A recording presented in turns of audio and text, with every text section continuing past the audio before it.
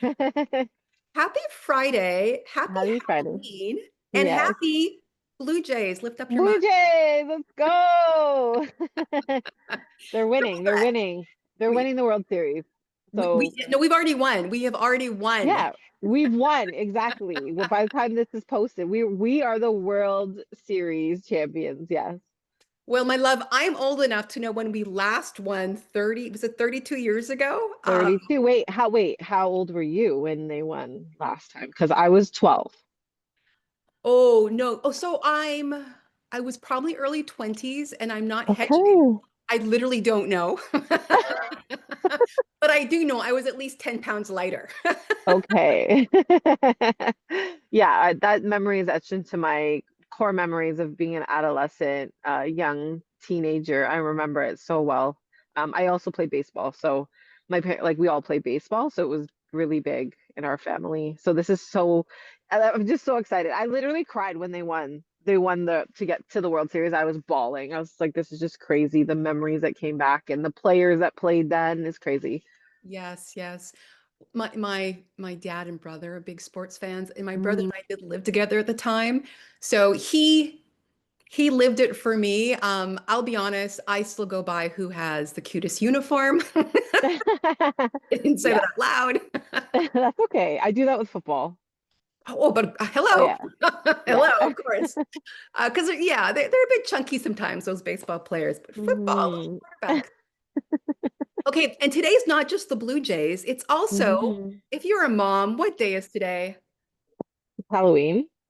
I mean, when else would I pull out my orange sweater? And I'm going to take a pause for all the moms who help plan Halloween because I thought about it, and it's not just your kids and the costumes and all the candy swag.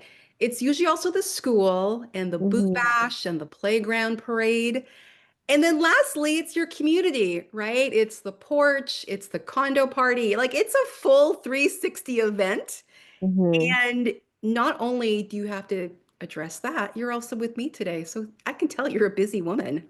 Yeah, it's okay. I honestly, this year because the Blue Jays are playing, it's not very well, honestly, it's Blue Jays Day today. Okay, okay.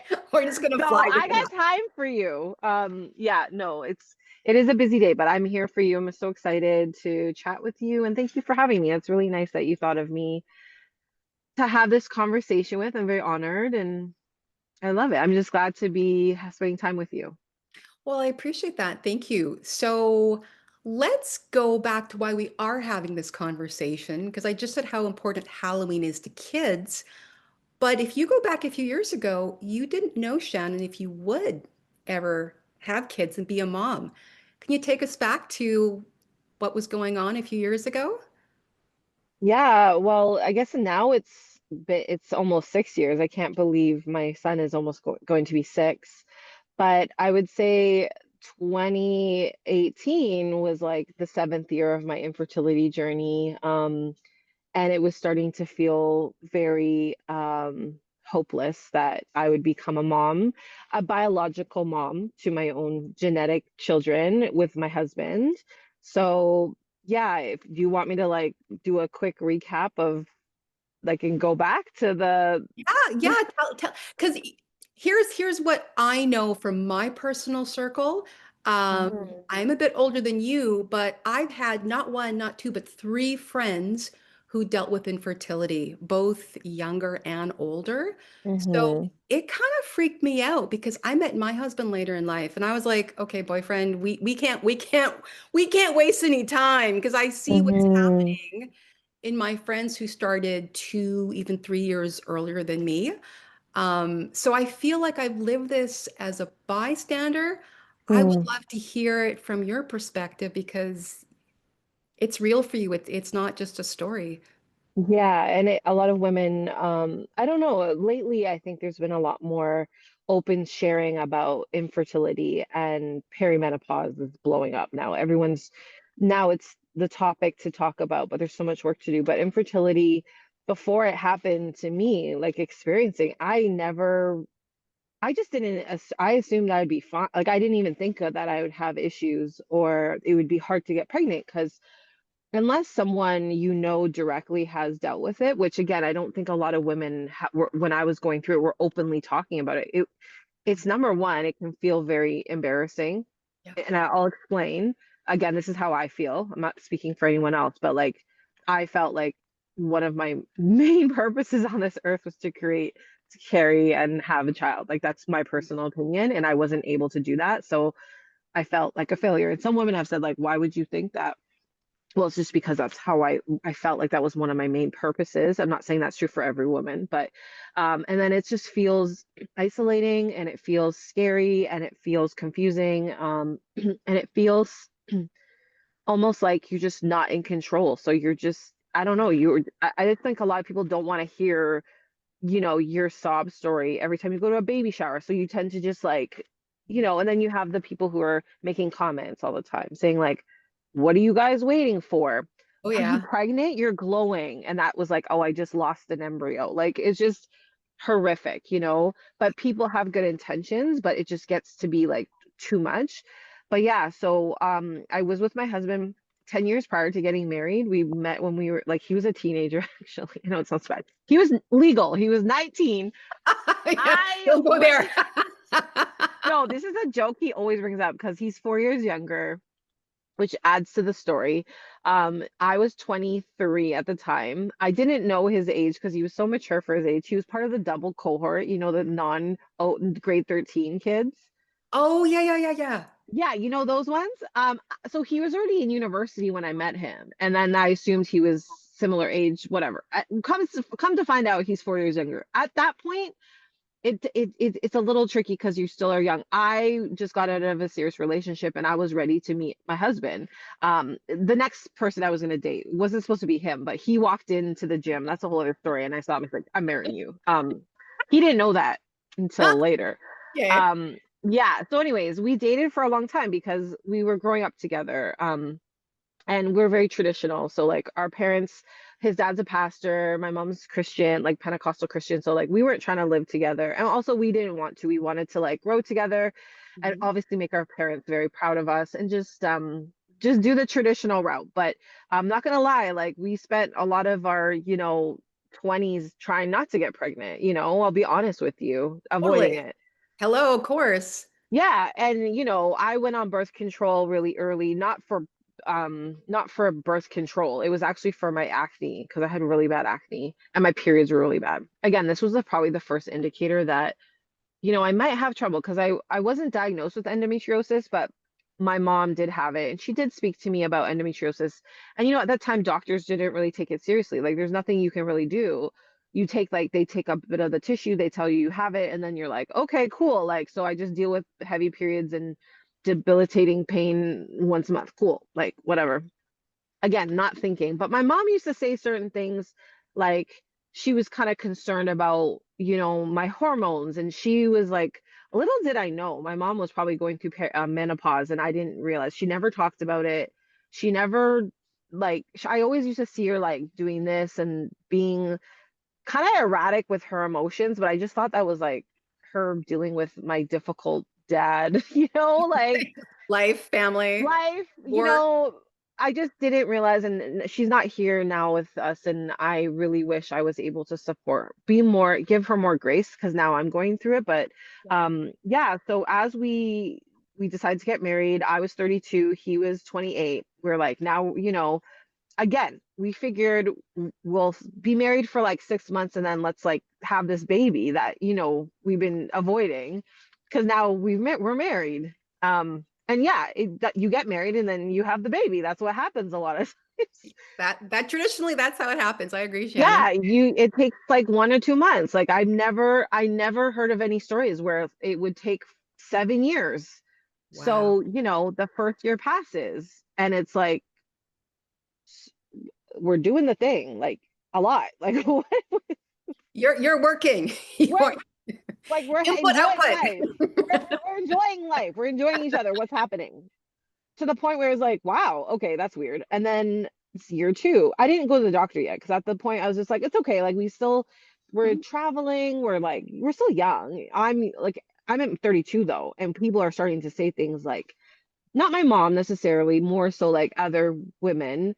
your eggs are like the shriveling of the eggs, the clock, and the Oh my comments. goodness. And because I'm also a teacher, students would start to be like, why don't you have kids? You're old. Because like their parents, yeah, their mothers were pretty young, like younger than me. And I was like, my time is coming. Like, year two, I'm still trying. I'm not worried yet. Constant reminders, right? And it's starting to just be like, Oh, uh, is there something wrong with me? Again, I've had endometriosis. At this time, I had a couple polyps and fibroids. I had a DNC, like where they just, remove the lining because I had polyps and fibroids. Like, so, my mom is starting to be like, you need to see a naturopath. So I started seeing a naturopath and like working on that. So now we're on year three. And I'm like starting to get really sensitive about baby showers. My yeah. friends already have like 4 or 5 kids each. Oh, So, and I'm starting to see like that, and I love their kids. I love being there for them. But this is the point where I was starting year 3 to 4 of infertility. I was starting to feel like, when is it my turn? And then that's when like, my relationship with my husband started to get a little stressed too, because like I wanted to give him children. And like as much as he's younger than me, I'm aging. I envision myself as this young mom, even though I have a youthful like vibe, and I do have a youthful, like I know I'm youthful, but like my body is not acting the way it should. So then approached my doctor and I said I was concerned. And so yeah, I didn't realize then, if you've been trying for, and you're over the age of, think of it as like 30, don't quote me, but 30, and you've tried for over 6 months, you're considered like you're experiencing infertility. If it's yeah, 6 months. If you're younger, I think it's like 25. I don't know if it's 25. Again, I don't like saying facts that are not true, but it's around like if you've been basically trying for a year and unprotected intercourse, you should be getting pregnant. If not, something's off, either with your partner or with you. So mhm. I told her, and she was like, okay, let's look. This is like I've had ultrasounds like since I was in my 20s because I've had issues, right? Again, I never correlated them with not being able to be a mom. Like I just didn't. Where I think my mom kind of did, but she didn't want to tell me. I didn't have the opportunity to ask her this. Unfortunately, now that I have them, but I think that's what she's doing. She was trying to like protect my mind. She's a very spiritual woman, so she would pray a lot and pray over my womb, and like she was always like, I know you're going to be a mother. And like I was like, okay, mom, like sure, like year 5. So now my doctor's telling me like, well, there is funding for IVF, if you guys are interested, you need to get on the list. And that was when like my husband and I kind of butted heads a bit, because he comes from like a very Christian family, who he really truly, and he tells me this now, and I honestly did not want to hear it, because I'm the one that felt like it was me, like it wasn't him. He was tested, he's perfect, like sperm is perfect, sperm, everything's perfect on his end. So of course it's me, right? He Mm, still took his vitamins. He still did what he did, like to support me, but it was me. So he said to me, I don't think we need IVF. I know you're gonna get pregnant, and I don't know when, but I know. And he comes from, again, a line of like, he's a pastor's kid. Like I grew up in the church too, but he, again, I I was like, I get what you're saying, but I need to do this for me. yeah. And I think I think I really, really appreciate him not pushing back on that, even though he tells me to this day he did not want us to do IVF, Mm, because he knew it was gonna like he just knew I was gonna get pregnant naturally, but he also knew how hard it would be on my body. Again, this is my story.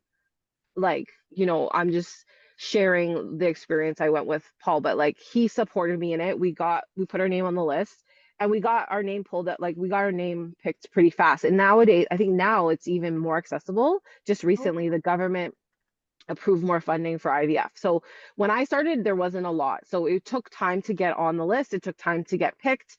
So there's just certain clinics you could go to that you were funded by the government. And I'm gonna say this, they weren't the best clinics. Like they weren't the top of the top. They were like mediocre. I didn't know this until after.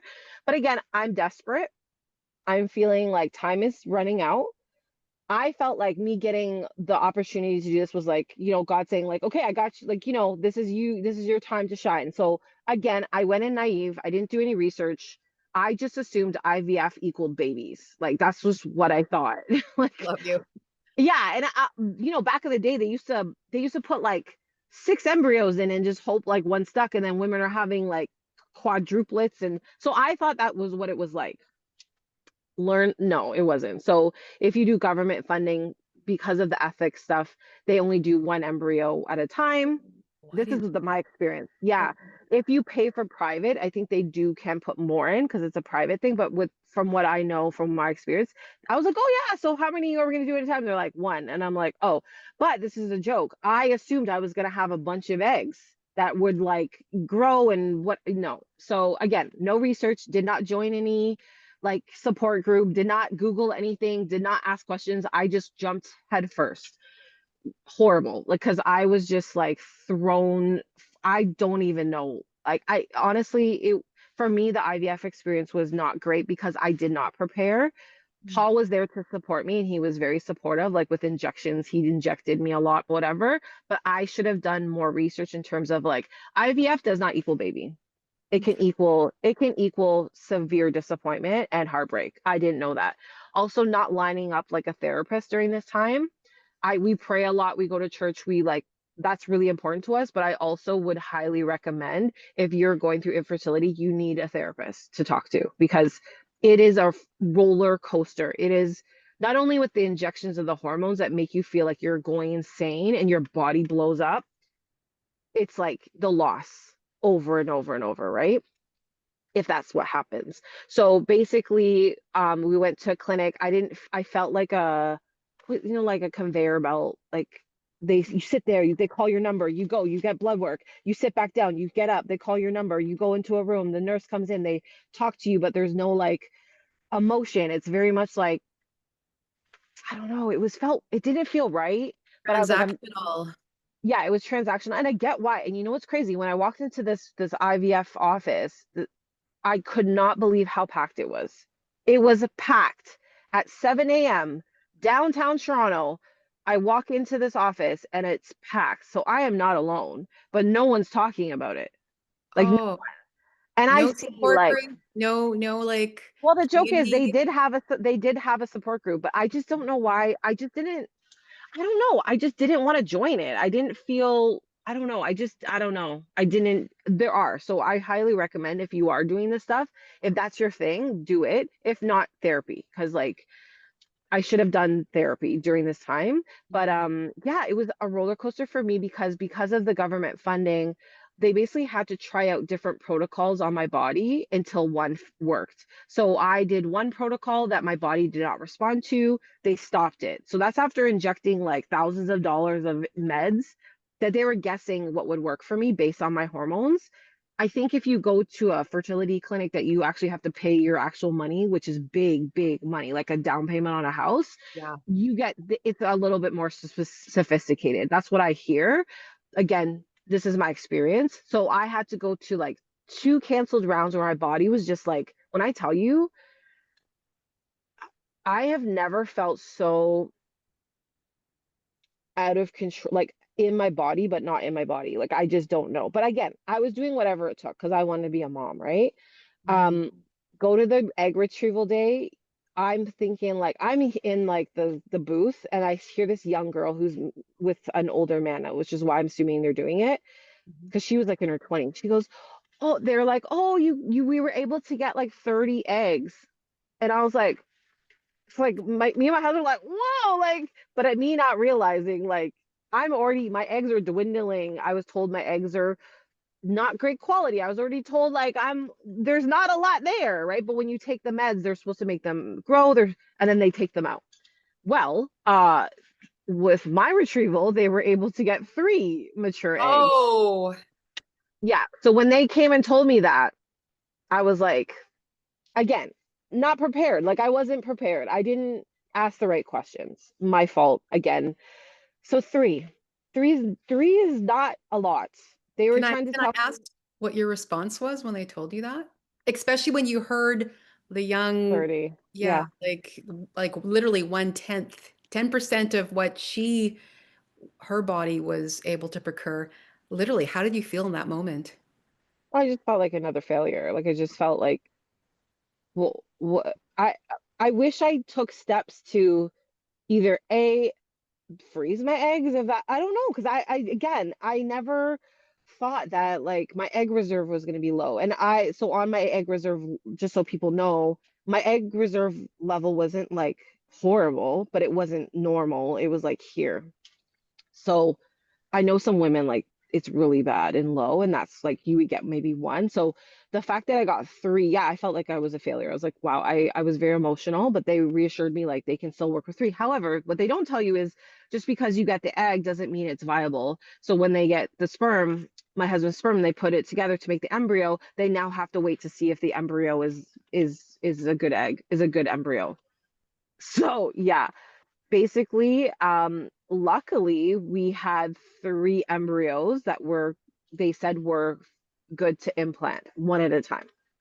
However, again, certain fertility clinics, I think they can do testing on the embryo to make sure it's top notch. Again, we didn't have that. Again, it's government funded. I'm just grateful to be here. Sure. Um, I didn't feel again, going into the meetings, like with the doctors, I just felt like I was a number. Um, I think it's so important to find a fertility clinic where you feel like people care about you and you feel seen and heard. I think there are a couple that are very good. Again, not my experience because I didn't have it. And then after it didn't work, I didn't go pay for more because again, I just gave up. Like I was like, it's out of my hands. So yeah, we tried three different implants across like I guess over the 2 years, and we lost everyone. So the first one, I know, listen, it's like a weird type of loss because it's not considered, I don't think it's considered a miscarriage, but so this is the crazy part, and you're gonna be mortified, but the first time the doctor like you're literally getting implanted with an embryo. Okay. The doctor, I'm not even gonna lie, and I'm not gonna say who the doctor is because he puts the embryo in the lining and you get to see it happening. It's kind of cool. Not gonna lie. Super cool. He goes, "You're pregnant." Okay. And I was like, "Yes." Like you don't say that stuff. Like again, I'm naive. False Putting advertising. putting an embryo in my lining does not mean I'm pregnant. The hope is, but again, it was like the first experience of like this is not a joke. Like this can end two ways, but I need to be like positive. I need to Yeah. trust my body. And again, my lining was very complicated. They had to give me different types of drugs to like adjust the lining. It was crazy, right? I lost that embryo. I was devastated. Like I just felt like they call you. You don't start like you don't lose it the same way like a normal miscarriage is it. You do eventually, but they call you literally on the phone. You have to go take a blood test. And then they will tell you if you're pregnant. And then they're like, sorry, it's negative. And then that's over the phone. And then what will Oh, happen is you will get rid of it. So again, it is kind of like a miscarriage. It's just different, different. So that was the first one, happened again. Second one happened again. The third one was very much like, this is it. There was a lot of pressure. I felt sick to my stomach. I felt like, again, I was feeling very desperate. And now I'm around the age of 38 going to 39.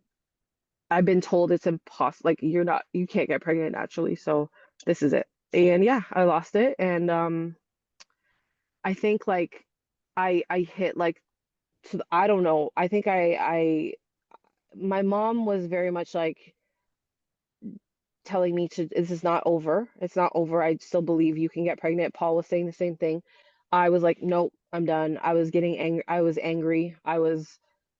Again, my body was a mess. So when I tell you I was like 30 pounds heavier because of the IVF stuff, obviously having like miscarriages or hormones and like, you're insane. And plus, like I'm approaching an age where your hormones are changing anyways. yep. Yep.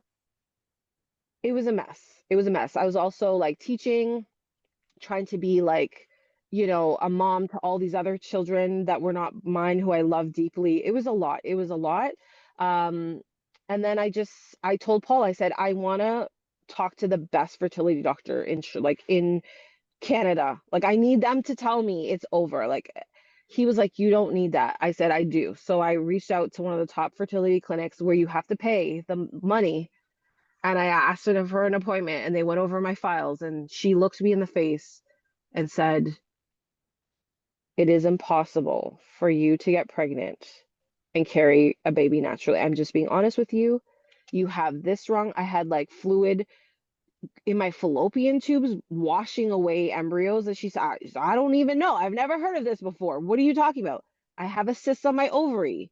That was, I didn't even know. Like, again, she, like, this is what I'm saying, top tier. Like, she did all the tests. Cyst on my ovary, massive cyst. My wall of my uterine lining, endometriosis. My egg reserve. She's like, impossible for you to carry. Even if you were to create an embryo, it's not going to live in your lining. It's your lining is like horror, like it's just it's not good. So I looked at her and I just started bawling. And she said, your option is, if you have, she said, Celine Dion money. I remember this. She said you could try IVF, but I would recommend using someone else's eggs, because your eggs, there's no guarantee your eggs are going to work, and use your husband's sperm and have someone else carry the baby. I was not, when I tell you I was not ready to hear that. I almost like I felt like part of me died there, and my husband's sitting there, and I'm not lying. He's kind of like has a smirk on his face. I the doctor looked at him and said, "Sorry, sir, are you okay?" Because he actually looked crazy. Like he was like kind of like, imagine hearing this news and like you're kind of like, like I don't know. I don't even remember. All I remember is she was like, "Are you okay, sir?" He's like, "Yeah, I'm great." He's like, I respect what you said, but I know that we are gonna have a baby. And my husband told me this later, that God had told, like God had reassured, he had peace. I'm not saying he told me God told him, but he said he had peace. When she said that, he had a peace rush over him that said, you're gonna be a dad. Little did I know, girlfriend, in my womb was Nehemiah in that meeting. I was pregnant. I'm not even joking. Yeah. So listen, how did that happen? We can debate, but I'm here to tell you that it was my story and what I believe is God's plan. I had Nehemiah at 40. Naturally, there was no IVF. I will say, like, after I lost that last embryo, I took time off work. I took a stress leave because I felt dead inside, and I was like, I need to pour back into myself and rebuild what I felt broken. I did naturopath, I did therapy, I spent time with my mom, because my mom was my dad's caregiver who was very sick, and I felt like she needed support. We went on our first trip together as a mom daughter, which I think all kind of like helped me heal my everything. And little did I know that would be the last trip I went on with my mom, because she ended up passing away unexpectedly when I was pregnant. And she knew I was pregnant, but it was like all part of the plan. Like it just honestly, I can't even like I have hardly any words to say, but if I had to rewrite everything, I wouldn't change a thing. Obviously, I wouldn't want my mom to not be here, but in terms of like my path to motherhood, and then I got pregnant with Naya right after, naturally, by Okay. accident. And when I tell you, I'm not gonna lie, I'm gonna be honest, and Paul's gonna hate me for this. I think we had time to like, do the thing one time. One time. One hit Because wonder. it was COVID. I had a baby already. One hit wonder. Hello, Naya. And she's a girl, and she came out perfectly healthy. And the crazy part, when I got pregnant with Nehemiah, all the doctors were like, something is wrong with him. They kept telling me on his ultrasounds his head was too small. Like, we didn't do genetic testing because we were like, this baby, like, all babies are miracles, but we are not doing anything. Like, whatever happens, happens. Yeah. Because, they label us when we're older. They used to call us geriatric pregnancies. They still kind of do sometimes. They'll slip up. Mature mom, as you know. Mature, I renamed it. It's called advanced maternal age now, AMA, but like they used to call it geriatric, which is so disrespectful. But yeah, like, so there's obviously risks that go up when you get older, but there's also a chance that you're gonna have a healthy baby. But when I tell you, every ultrasound, they were like, oh, his head's measuring kind of small, and there's other things, and I'm like, it's fine. But I'm not gonna lie, in the back of my head, I was stressing a bit. My husband was like, it's fine, it's fine, it's fine. gave birth to a perfectly healthy baby boy. Like nothing was wrong with nothing. When I tell you, up until the last ultrasound, they're like, we're concerned. You might want to prepare yourself for like a challenging, like just having a challenge. And I was like, no, we're good. Like whatever happens, we're good. And Naya came out even like I had the perfect pregnancies. Like I'm not even joking. So I'm not saying this is gonna be everyone's story. All I'm saying is like sometimes when a doctor or whoever says something, it's not the final say. It's not always the final say. Like, do your research, get help, get support. Like, I had a whole group of people supporting me, massage therapists, acupuncturists, naturopaths. I had people praying over me all the time. Like in the photocopier room, I had a teacher. She would come and pray over my womb. Like it was insane. Like I, I, I just had it all, and like my mom was such a big part of that. Um, and I ended up finding under her bed when I was cleaning out her room that she kept a bin of my baby clothes.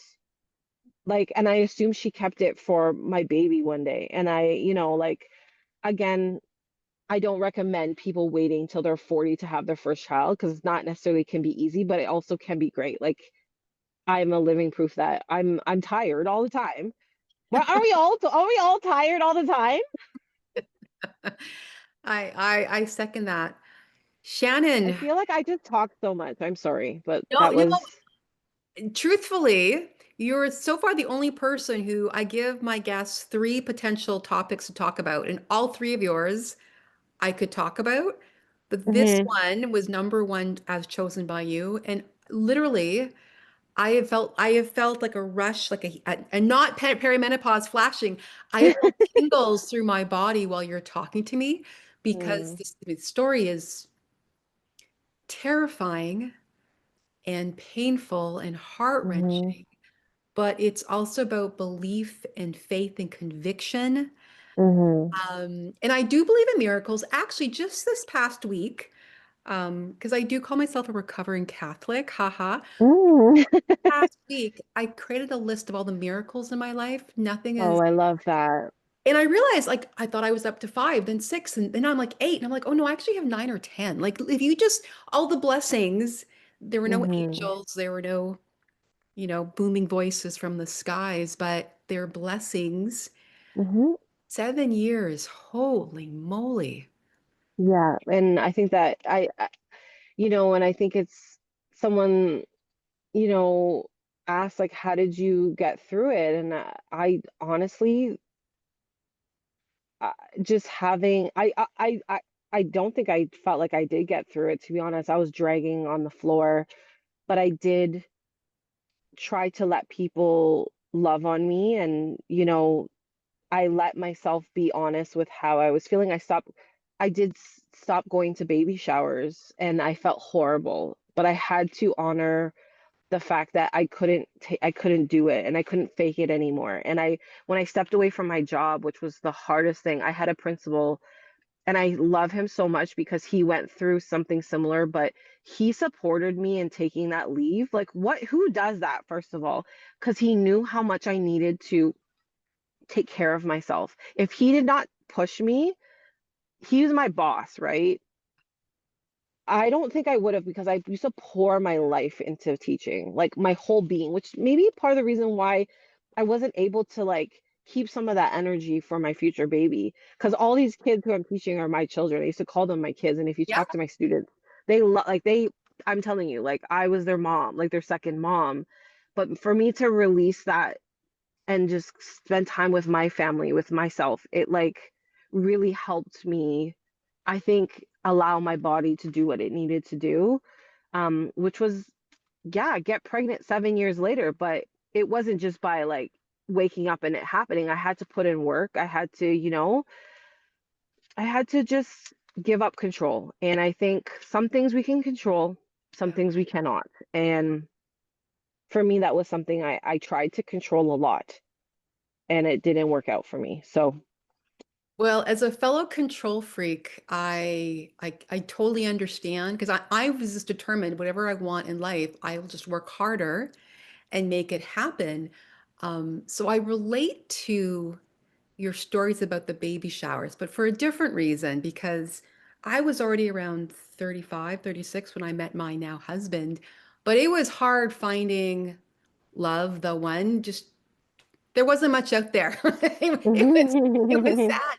So I was getting coming to peace where I thought, you know what? I actually said, Lord, if I don't meet a life partner and don't have kids like yourself, I had a legacy of working with kids, volunteering, Children's Aid Hmm. Society. It's not a coincidence that I now have a summer camp for kids and we teach at schools, and even my staff or my I call them my bonus kids, right? Because I'm just wired that way. But Hmm. the difference with us, just to bring a little bit of like levity to it, my husband was the one hit wonder because we were both older. We both met later in life. We're like, okay. However, Shannon, you do not want to be in your honeymoon with the belly. No, no, you don't. No, it's obviously, a bit of a elbow teaser, but um I don't know if I would be strong enough for I'm a strong chick, but I think 7 years would Hmm. really have taken a toll. I have to applaud you and your friends and your family and Paul and your spirituality for bringing you through this, because that does not sound remotely easy. No, and I say to people like the fact that we made it through this, our marriage, is a testament to commitment. Because it would have been really easy to like end things because it was bad. Like we were both really like down and out as around year 7. Like it was, you know, but you know, through yeah, like through people covering us in prayer and support and just us, well, yeah, knowing that, like, I feel like I lost my faith pretty fast. Like, I mean, not fast, but my husband never did waver, and that's something I really appreciate because if both of us lost it, like, I don't know, but he stayed obviously strong for both of us, and my mom as well. Like, she's just she's built different. But yeah, I really appreciate, and there was a lot of work we had to do after to heal the wounds, and because I changed a lot though through the process. I'm not the same woman he married, How so? because of, well, number one, going through IVF, like I said, changes your body, and I don't feel like I never, well, I started to feel like I was getting myself back because I'm an athlete, right? My body has always been this strong, like, entity. I don't care about like how I look in a bikini, to be honest. It's more so like just strength and what I was capable of doing. So when it was failing with this birth thing, the pregnancy thing, it really got to my head.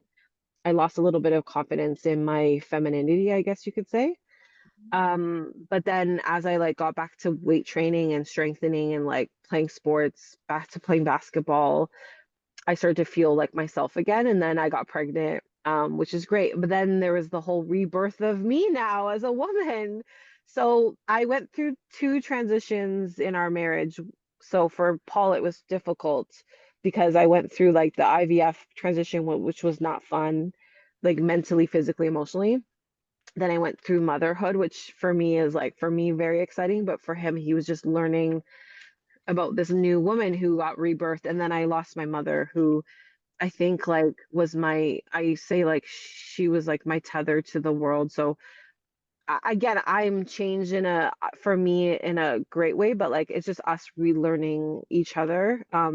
He's pretty much the same guy I married. Lucky him. I feel like he's pretty much standard.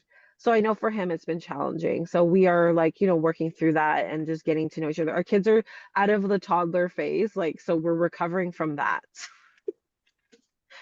The good old days. Well, so I have to say, first of all, you're incredibly self-aware. The fact that you're able to look at this objectively and even understand the different phases of your life within Hmm. a 7-year period. Mm, Secondly, I have to say, I've seen your family. Your family's beautiful. Uh, thank you. love your Instagram reels and your posts. Your husband he's fine. Like He's fine. I can see why you help him at the He's a gym. fine man. He is fine. I know. Undeniably, I'm like, yes, I can see why you had your eye on him and you hooked him and reeled him in. But more important, like he's solid. Like, I mean, selfishly, I just love seeing your family because I just love Um, seeing positive family images. We just don't see enough of that. Yeah. So thank you for sharing that because I realize it is personal. This story is also really personal, but the good news is for you, I know it'll vary by female.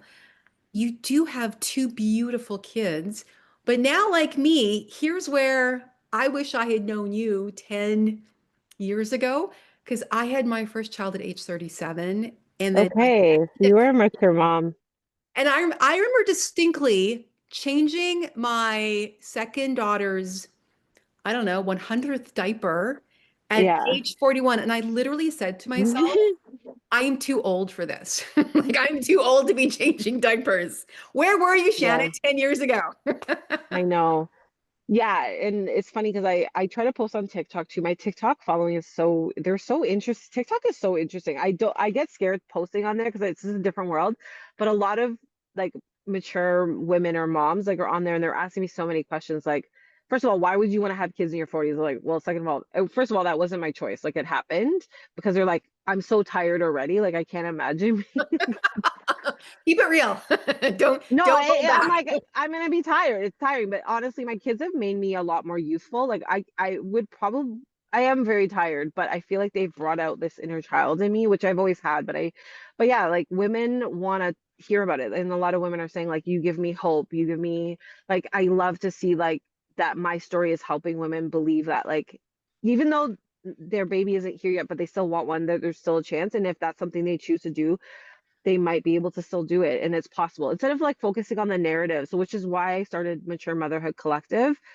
Obviously I did it to honor my mother. She's the reason, like she's the reason why I am who I am, like hands down. I love my dad, but like I'm half of my dad, but like I am my mother's daughter and I didn't realize it until I became a mom. And it's like I don't want to cry. Oh my gosh. Oh no, I don't want to cry, but Try. yeah, so her she passed away in November when I was 7 months pregnant. And like I I started to realize like I wasn't I because I hadn't become a mom yet, all the things that she told me hadn't clicked yet. So as I was going to postpartum and I'm there, with my baby and Yeah. I would hear like I'd be like I would say to her like, Mom, you're so right. Like you were so right. And you know, I'm crying because I'm so grateful that she was my mom. Like she was so incredible. Like, she was top tier. Like God just made her the most amazing mother and beautiful person. So I didn't want to cry, but I miss her a lot. Yeah, so the reason why I wanted to start it is because to honor her and like her motherhood, her how she mothered me and my brother. And how she even was a wife, like it wasn't easy for her to come to Canada and like start a life and marry a man, a white man, and like become a Canadian and like raise Canadian Trinidadian children and do it in a way that was just like God was always first and like she raised us in the church by herself. Just such an incredible, strong woman. But yeah, Mature Motherhood Collective was like my village is pretty small. Like it wasn't what I expected because like you have babies later in life, your village gets smaller and your friends who have kids, like they're they've moved on, not Yeah. because they want to, but that's life. And they can't really relate like as much as you would relate to someone who has a newborn or whoever, right? So my village was pretty small and it was during COVID that I had them and I had no mom. I didn't have my mom. And like I had my mother-in-law. She's wonderful. I love her. However, she's not my mom. And so I decided to start it to share my testimony and my story just to help other women and also just to create a community that I could feel like support me, I could support them. So it's just a place to normalize mature motherhood and like it's okay to be like they say like people are gonna say I'm Nehemiah's and Naya's grandmother at their graduation. Like there's No, that whole oh my. joke. But I highly doubt that because black don't crack. And I know. although now that I've hit menopause, I am cracking. It's official. But I also believe, I might have to use some modern technology, not Oh my, technology. no, you're not. No, you're not. You know what I use? This is not a plug for the product. Like I'll say it's I'm open. the I'm whole open. No, has been so good for my skin. I'm not gonna lie, I don't feel like I look my age at all, but like as I'm going through the hormonal stuff, I have been seeing like a little bit. I'm starting to now age, which I'm okay with because it's been a long time. I've held strong for so many years. Beef tallow, that Instagram, you've heard of beef tallow? I only know it as like for like if you want natural potato chips that don't have seed oil. Is it No, now a no. So secret? now it's all like it's like maybe it's a TikTok trend, but like literally people are making beef tallow beauty balm for your face. Okay. Could I use And it's coconut? just like, yeah, I Coconut. mean, you use coconut. I used to use shea butter, coconut oil. I Like, use shea butter. Hello. I know. Caribbean. Yeah, no, honestly, one ingredient thing, like, it's all I'm about. I can't do this like 5-step beauty routine. I don't have time. Yeah, But me neither. And I'm frugal. I live a simple life. Um, I want to go back to your mom because so I did my research, but I did not realize that Mature Motherhood Collective was inspired by your mom. I didn't make that connection. So that really speaks to how important, um, I mean, I love my mom, but your mom sounds like she like one of you guys, you two would love each other. I can know she would love your spirit. She oh, would every love. mom loves me. Even my exes or moms still love me. I'm just saying. I'm just saying. But no, I mean, well, I love, well, first of all, she's Trinidad. I would love her because they're just happy people. Like they exude joy, Yeah, they sing do. song when they talk. Um, she raised someone impressive, but you're spiritual. You know she's in your life, just not in a way Yeah, you can hug, feel, intangible. yeah. So if we had to summarize the three things that helped you or would help someone else with hindsight, it sounds like research about IVF, you Hmm. need to have a community. And the last one is you need to prepare your nest. And that's usually referenced to like the nesting is when you prepare the home, the crib, the room, the Hmm. clothing. Hmm. Hmm. It was more mental and Oh physical. yeah. And that Yeah. was your mom helped you with that when you went on the Yeah. mom-daughter trip. Yeah. No, and I think she's always been, she always saw a naturopath. She always like looked to see other alternatives. Like she beat breast cancer when the doctors told her she could never. Like this woman was just, again, she never gave up. But like you said, you can't just sometimes, like obviously I wasn't just gonna be like here, like, okay, if I'm gonna get pregnant, I'm gonna get pregnant. I had to do things. Yeah. And the therapy thing really helped. But then yeah, like I had a team of medical slash like medical people, naturopath. Like I really believe in a naturopath. I believe in chiropractor, like where my pelvis was being manipulated to help with opening it up. Like yeah, they can do stuff like the acupuncture of like over your womb to like help create blood flow. And there's so many things. Like I'm not a naturopath, but like I literally would go and they would put needles in my uterus area or like my forehead that correlated to the, I don't know, man. And then I was taking supplements that helped with egg quality. Like again, do I think all of these things helped? Yes, I do. I do. I truly do. And then I took myself away from a stressful situation, what unfortunately was work, and because I just poured myself into it, and I spent time with what mattered most, which was at the time I didn't know. I thought spending time with my dad because I thought he was literally, I thought this was it for him, but little did I know it was her that I needed to spend time with. So like, yes, money is important, work is important, but if you really want, like, if you want something, you gotta take care of yourself. And All in. mentally, you need to mentally get rid of like the negative self-talk. Like I stopped saying things like I'm a failure, my body's a failure. Like I have a lot of actual scripture that I focus on that my mom gave me that was all about healing. It was like generic scriptures that about healing. And I do share that on my page. Like I have a whole thing about like how to pray over your womb and like things my mom would say because I really truly think, you know it helped. All of it helped. And it was part of my journey and my plan. It wasn't just gonna happen. It was gonna happen with a team. And at this time, I feel like I became a mom in a time in my life where I really, really know who I am. Like I know who I am. I can't imagine if I became a mom in my 20s. It would be a hot mess. Yeah, no, no, Hot mess. that I agree with you. And I understand. said, like, you don't want to get pregnant then because you want to live your life. So I heard you loud and clear. The timing wasn't your original schedule, but you did No. have two beautiful kids. But of course, I have to ask, now that you're tired and a mom in her 40s, what are your tips for mature motherhood?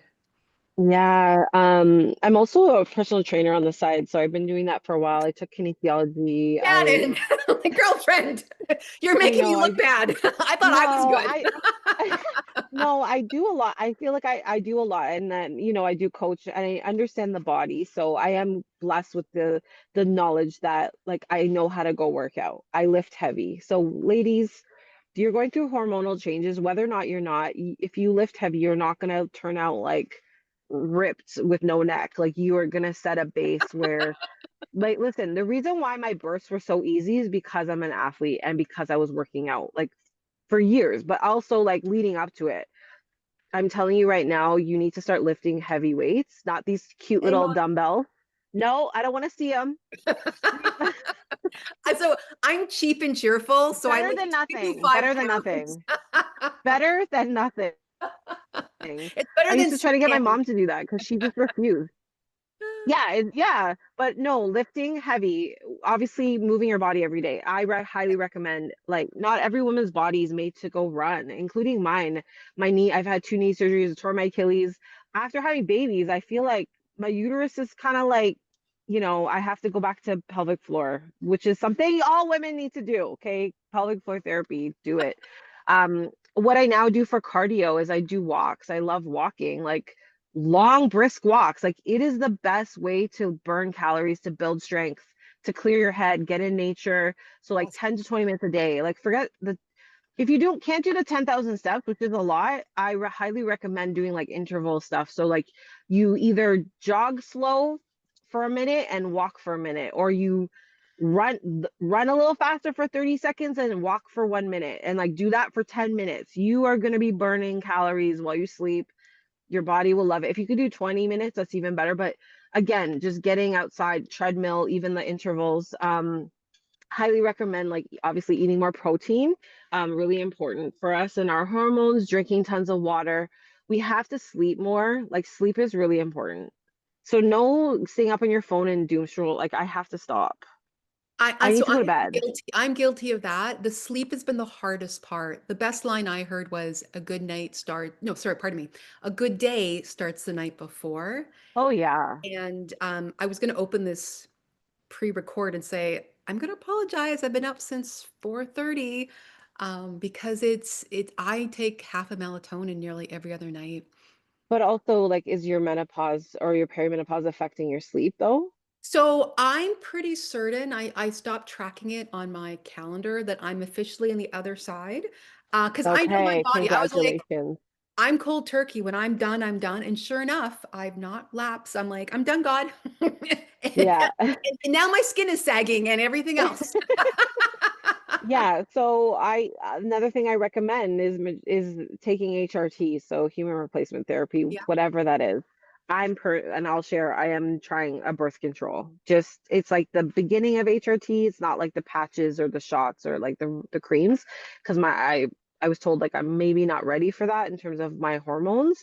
But I'm trying like something because I was having like they made a whole reel about it. Like I had like over 10 symptoms that were like ruining me. And now I'm starting to feel a little bit better. So I'm trying to manage. So HRT is something women need to look into if you're feeling off about if you're having a bunch of random symptoms and you're 35, you need to get your hormones checked. Yeah, I wish, again, I'm older than you. I wished they had told us that. I used to think it was being Yeah. self-employed. It was